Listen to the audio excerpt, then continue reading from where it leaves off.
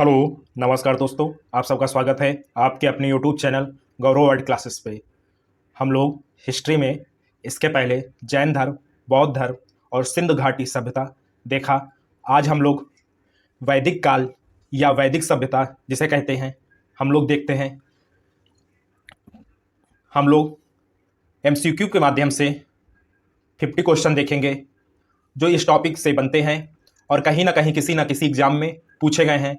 आइए हम लोग अपने वीडियो को स्टार्ट करते हैं। आइए, सबसे पहला प्रश्न है, वेदों की संख्या कितनी है? यानी वेदों की संख्या कितनी है, इसका जवाब बताना है। इसका सही जवाब होगा वेदों की संख्या जो है 4 है, यानी कि ऑप्शन डी सही हो जाएगा।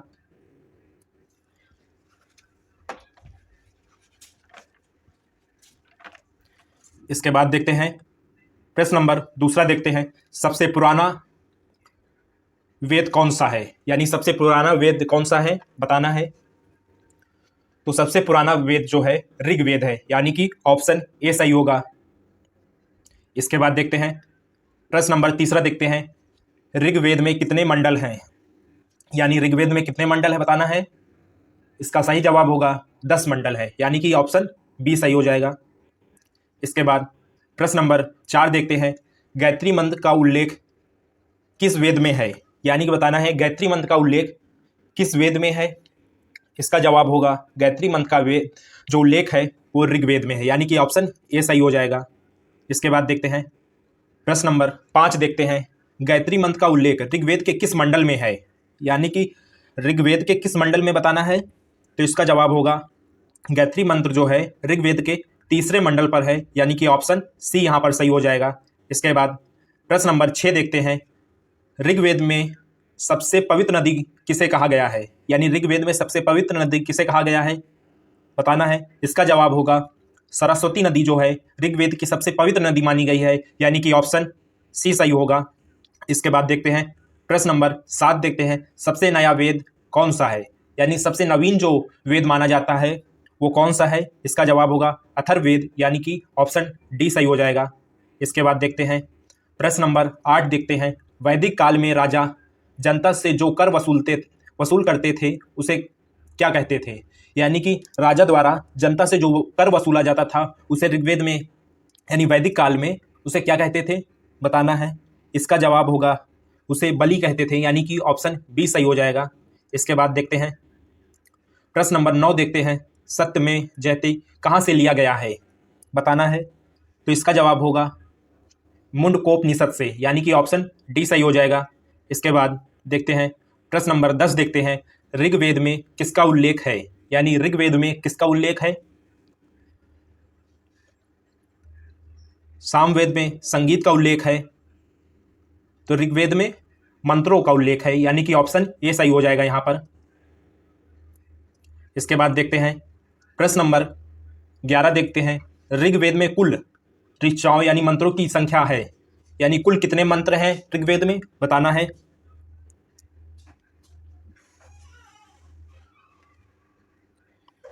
इसका जवाब हो जाएगा 10,000 मंत्र, यानी ऋग्वेद में कितने मंत्र हैं 10,000, यानी कि ऑप्शन ए यहां पर सही हो जाएगा। इसके बाद देखते हैं सामवेद में किसका उल्लेख है? यानी कि सामवेद में किसका उल्लेख है। इसके पहले हम लोगों ने भी बताया कि सामवेद में संगीत का उल्लेख है, यानी कि यहां पर ऑप्शन डी सही हो जाएगा।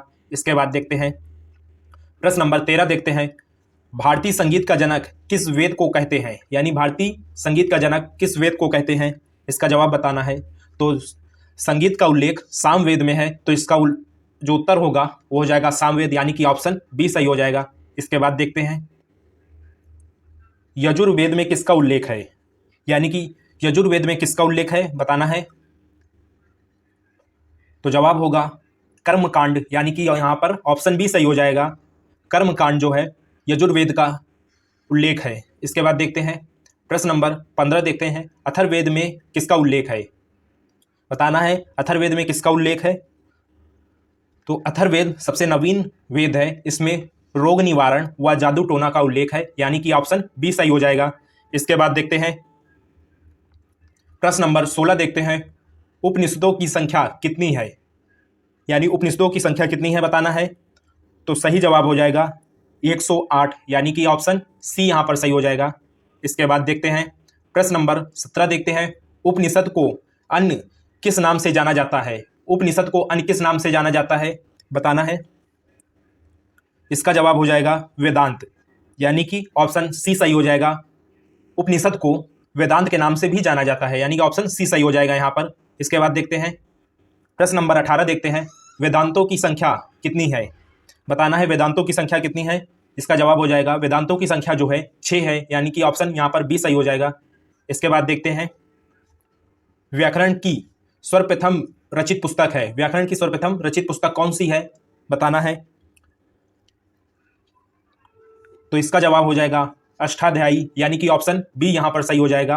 व्याकरण की सर्वप्रथम रचित पुस्तक है अष्टाध्यायी। इसके बाद देखते हैं प्रश्न नंबर 20 देखते हैं, अष्टाध्यायी के रचयिता कौन थे, यानी कि रचयिता कौन थे बताना है। तो इसका जवाब हो जाएगा पाणिनि, यानी कि ऑप्शन सी सही हो जाएगा यहां पर। इसके बाद देखते हैं प्रश्न नंबर 21 देखते हैं, पुराणों की संख्या कितनी है? पुराणों की संख्या कितनी है बताना है। इसका जवाब हो जाएगा पुराणों की संख्या 18 है, यानी कि ऑप्शन यहां पर डी सही हो जाएगा। इसके बाद देखते हैं प्रश्न नंबर 22 देखते हैं, वैदिक आर्यों का मुख्य भोजन क्या था? वैदिक आर्यों का मुख्य भोजन क्या था? तो इसका जवाब हो जाएगा दूध और उसके उत्पादक, यानी दूध और उसके उत्पादक जो थे वैदिक आर्यों का प्रमुख भोजन था, यानी कि ऑप्शन बी सही हो जाएगा यहां पर। इसके बाद देखते हैं प्रश्न नंबर 23 देखते हैं, निम्नलिखित में से कौन सा अन्न मनुष्य द्वारा सबसे पहले प्रयोग में लाया गया? सबसे पहले अन्न कौन सा प्रयोग में मनुष्य द्वारा लाया गया? तो इसका जवाब हो जाएगा जौ, यानी कि ऑप्शन ए सही हो जाएगा यहां पर। जौ जो है वो मनुष्य द्वारा सबसे पहले प्रयोग में लाया गया। इसके बाद देखते हैं प्रश्न नंबर 24 देखते हैं, वैदिक लोगों द्वारा किस धातु का प्रयोग सबसे पहले किया गया? सबसे पहले वैदिक लोगों द्वारा किस धातु का प्रयोग किया गया यहां पर बताना है। तो जवाब हो जाएगा तांबे का प्रयोग सबसे पहले वैदिक काल के लोगों द्वारा किया गया, यानी कि ऑप्शन बी सही हो जाएगा। इसके बाद देखते हैं प्रश्न नंबर 25 देखते हैं, वेद शब्द का अर्थ क्या है? वेद शब्द का अर्थ बताना है। वेद का मतलब क्या क्या अर्थ होता है? तो वेद का मतलब होता है ज्ञान, यानी कि यहां पर ऑप्शन सी सही हो जाएगा। वेद का मतलब होता है ज्ञान। इसके बाद देखते हैं प्रश्न नंबर 26 देखते हैं, आर्य सभ्यता में मनुष्य के जीवन के आयु के आरोही क्रमानुसार कौन सा सही है बताना है।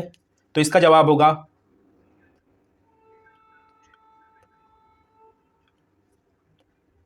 ब्रह्मचर्य, गृहस्थ, वानप्रस्थ और संन्यास, यानी कि ऑप्शन सी सही हो जाएगा इसका उत्तर। इसके बाद देखते हैं प्रश्न नंबर 27 देखते हैं, आरंभिक वैदिक काल में वर्ण व्यवस्था आधारित थी। वर्ण व्यवस्था आधारित थी आरंभिक वैदिक काल में। इसका जवाब हो जाएगा व्यवसाय पर, यानी कि ऑप्शन सी भी सही हो जाएगा। इसके बाद देखते हैं प्रश्न नंबर 28 देखते हैं, आर्यों को एक जाति कहने वाला पहला यूरोपी कौन था? यानी आर्यों को एक जाति का कहने वाला पहला यूरोपी कौन था बताना है। तो इसका जवाब हो जाएगा मैक्स मुलर, यानी कि ऑप्शन सी सही हो जाएगा। मैक्स मुलर ने आर्यों को एक जाति का कहा था। इसके बाद देखते हैं प्रश्न नंबर 29 देखते हैं,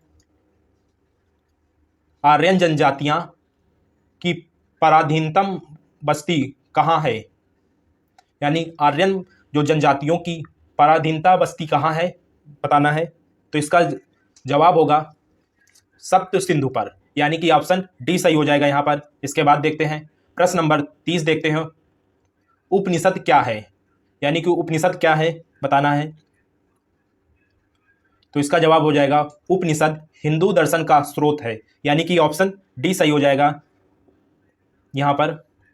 इसके बाद देखते हैं प्रश्न नंबर 31 देखते हैं, रामायण के रचयिता कौन है? यानी कि रामायण के रचयिता कौन है? आप सब जानते होंगे रामायण के रचयिता वाल्मीकि जी हैं, यानी कि ऑप्शन बी सही हो जाएगा यहां पर। इसके बाद देखते हैं प्रश्न नंबर 32 देखते हैं, रामायण में कितने कांड हैं? यानी कि रामायण में कितने कांड हैं बताना है। इसका जवाब हो जाएगा 7 कांड। कौन कौन से? बाल कांड, अयोध्या कांड, अरण्य कांड, किष्किंधा कांड, सुंदर कांड, लंका कांड, युद्धकांड, उत्तरकांड, आखिरी का उत्तरकांड है और पहला बालकांड। तो यहाँ पर 7 कांड हैं। रामायण के कुल कितने कांड हैं? 7 कांड हैं। इसके बाद देखते हैं प्रश्न नंबर 33 देखते हैं, महाभारत के रचयिता कौन है? महाभारत के रचयिता कौन है? रामायण महाभारत लमसम आप सब जानते होंगे कि महाभारत के वेद व्यास जी जो हैं उसके रचयिता हैं, यानी कि ऑप्शन ए सही हो जाएगा। इसके बाद देखते हैं अर्थशास्त्र के रचयिता कौन है? बहुत ही महत्वपूर्ण प्रश्न है, अर्थशास्त्र के रचयिता कौन है? ये कई बार कई कॉम्पिटिटिव एग्जामों में पूछा जा चुका है पिछली बार, और पूछे जाने की पूर्ण संभावनाएं हैं। अर्थशास्त्र जो है वो कौटिल्य यानी चंद्रगुप्त, जिसे विष्णुगुप्त भी कहते हैं, उनकी पुस्तक है। इसके बाद देखते हैं प्रश्न नंबर 35 देखते हैं, मेघदूत के रचयिता कौन है? मेघदूत के रचयिता कौन है? इसका जवाब बताना है। मेघदूत के जो रचयिता हैं वो कालिदास जी हैं, यानी कि ऑप्शन यहाँ पर सी सही होगा। इसके बाद देखते हैं प्रश्न नंबर 36 देखते हैं, कालिदास की प्रथम रचना क्या थी? कालिदास जी की प्रथम रचना कौन सी थी? तो इसका जवाब हो जाएगा ऋतु संहार, जो थी कालिदास की प्रथम रचना थी। इसके बाद देखते हैं प्रश्न नंबर 37 देखते हैं, ऋग्वेद के रचनाकार कौन है? यानी ऋग्वेद के रचनाकार कौन है? तो ऋग्वेद के रचनाकार धन्वंतरी हैं, यानी कि ऑप्शन यहां पर बी सही हो जाएगा। इसके बाद देखते हैं यजुर्वेद के रचनाकार कौन है? यानी कि यजुर्वेद के रचनाकार कौन है बताना है। तो जवाब हो जाएगा विश्वामित्र, यानी कि ऑप्शन सी सही हो जाएगा। यहां पर विश्वामित्र जी जो थे यजुर्वेद के रचनाकार थे। इसके बाद देखते हैं प्रश्न नंबर 39 देखते हैं, सामवेद के रचनाकार कौन थे? यानी सामवेद के रचनाकार कौन है बताना है। तो सामवेद के रचनाकार भरत मुनि हैं, यानी कि ऑप्शन यहां पर डी सही हो जाएगा। सामवेद के रचनाकार भरत मुनि जी हैं। तो इसको याद कैसे करेंगे? सामवेद, साम में माँ रहा है और मुनि में भी माँ रहा, तो याद रखेंगे सामवेद में भरत मुनि जी इसके रचयिता हैं। इसके बाद देखते हैं प्रश्न नंबर 40 देखते हैं, अथर्ववेद के रचनाकार कौन है? यानी अथर्ववेद के रचनाकार कौन है बताना है। इसका जवाब हो जाएगा विश्वकर्मा, यानी अथर्ववेद के जो रचनाकार हैं विश्वकर्मा है, यानी कि ऑप्शन ए सही हो जाएगा। यहाँ पर सबसे नवीन और सबसे बाद का जो वेद माना जाता है अथर्ववेद है, उसके रचनाकार विश्वकर्मा है। इसके बाद देखते हैं प्रश्न नंबर 41 देखते हैं, वेदों की टीकाओं को क्या कहते हैं? वेदों की टीकाओं को क्या कहते हैं? इसका जवाब हो जाएगा ब्राह्मण ग्रंथ, यानी कि ऑप्शन ए सही हो जाएगा।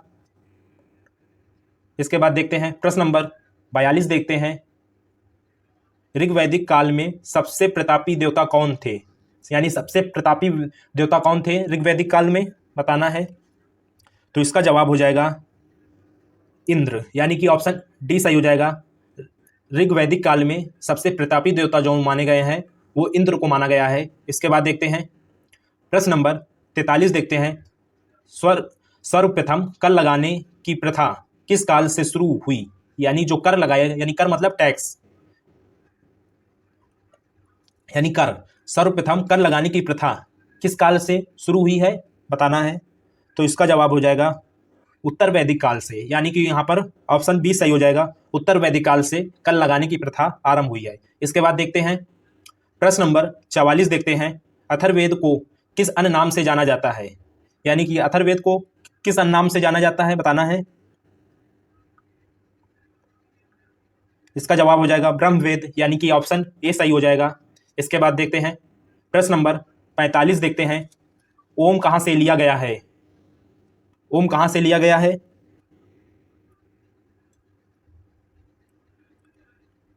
तो इसका जवाब हो जाएगा बृहदारण्यक उपनिषद से, यानी कि ऑप्शन सी सही हो जाएगा यहाँ पर। इसके बाद देखते हैं प्रश्न नंबर 46 देखते हैं, वैदिक युग में यौ कहाँ से कहा जाता था? यौ किसे कहा जाता था बताना है। तो इसका जवाब हो जाएगा जौ को यौ भी कहते थे, यानी कि ऑप्शन यहाँ पर डी सही हो जाएगा। इसके बाद देखते हैं प्रश्न नंबर 47 देखते हैं, मनुस्मृति के रचनाकार किसने की थी? यानी कि मनुस्मृति की रचना किसने की थी? यह कह सकते हैं मनुस्मृति के रचनाकार कौन है बताना है। तो इसका जवाब हो जाएगा मन्नू, यानी कि ऑप्शन बी सही हो जाएगा। मन्नू जो है, मन्नू स्मृति के रचनाकार, इनके नाम से ही पता चलता है। मन्नू स्मृति जब पूछा जाए कि रचनाकार कौन है या रचयिता कौन है, तो जवाब होगा मन्नू। इसके बाद देखते हैं प्रश्न नंबर 48, योग दर्शन का प्रतिपादन किसने किया? यानी योग दर्शन का प्रतिपादन किसने किया? आप सब जानते होंगे योग दर्शन का प्रतिपादन पतंजलि ने किया, यानी कि बाबा रामदेव की पतंजलि जो टूथपेस्ट आती है, उससे ही हम सब लोग समझ सकते हैं कि योग दर्शन जो है पतंजलि से संबंधित है। यानी योग दर्शन का प्रतिपादन किसने किया? पतंजलि, यानी कि ऑप्शन बी यहां पर सही हो जाएगा। इसके बाद देखते हैं प्रश्न नंबर 49, देखते हैं आर्यों ने सबसे पहले किस धातु को खोजा था? आर्यों ने सबसे पहले किस धातु को खोजा था, बताना है।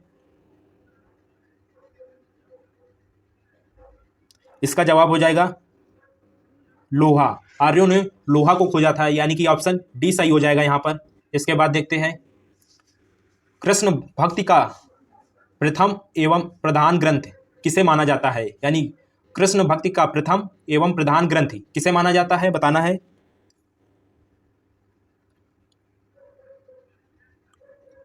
तो जवाब हो जाएगा भगवत गीता को कृष्ण भक्ति का प्रथम और एवं प्रधान ग्रंथ माना जाता है, यानी कि ऑप्शन बी सही हो जाएगा यहां पर। इसके बाद इस प्रश्न का हम लोग, यानी इस वीडियो का या इस टॉपिक का लास्ट प्रश्न देखते हैं। आप लोगों को 50 प्रश्नों के माध्यम से वैदिक काल पढ़ाने की कोशिश की गई है। यदि आप लोगों को समझ में आया हो, ये अति महत्वपूर्ण प्रश्न वैदिक काल से बनते हैं इस टॉपिक से। तो यदि आप लोगों को अच्छा लगा हो तो हमारे वीडियो को लाइक, सब्सक्राइब और कमेंट करें। आइए इसके बाद देखते हैं ऋग्वेद में अघन शब्द का प्रयोग किस पशु के लिए किया गया है? किस पशु के लिए किया गया है, बताना है। तो जवाब हो जाएगा गाय के लिए। गाय के लिए प्रयोग किया गया है। तो इस वीडियो का हमारा लास्ट प्रश्न था। तो यदि आपको अच्छा लगा हो तो चैनल को सब्सक्राइब करिए और लाइक करिए और शेयर करिए। तो आज के लिए बस इतना ही। फिर मिलते हैं किसी नए टॉपिक के साथ, किसी नए वीडियो में। जय हिंद, जय भारत।